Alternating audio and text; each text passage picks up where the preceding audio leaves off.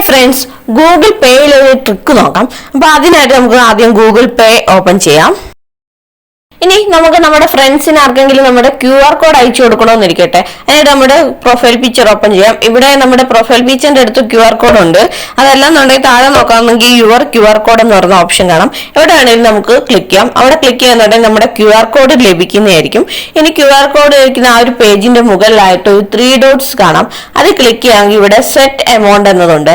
അപ്പൊ നിങ്ങൾ ആർക്കാണോ നിങ്ങളുടെ QR കോഡ് അയച്ചു കൊടുക്കാൻ പോകുന്നത് ആ വ്യക്തിയിൽ നിന്ന് എത്ര എമൗണ്ട് ആണോ നിങ്ങൾക്ക് ലഭിക്കേണ്ടത് ആ എമൗണ്ടും കൂടെ സെറ്റ് ചെയ്ത് അയച്ചു കൊടുക്കാന്നുണ്ടെങ്കിൽ അവർ ആ ഒരു QR കോഡ് സ്കാൻ ചെയ്യുമ്പോൾ ഈ എമൗണ്ട് നമ്മൾ ടൈപ്പ് ചെയ്തെടുക്കുന്ന എമൗണ്ട് അവർക്ക് അവിടെ സ്കാൻ ആവുന്നതായിരിക്കും. നമുക്കൊന്ന് ചെക്ക് ചെയ്യാം. അപ്പം ഞാനൊരു 100 രൂപ സെറ്റ് ചെയ്തിട്ടുണ്ട്. എന്നിട്ട് ആ ഒരു QR കോഡ് ഷെയർ ചെയ്ത് കൊടുക്കുകയാണ്.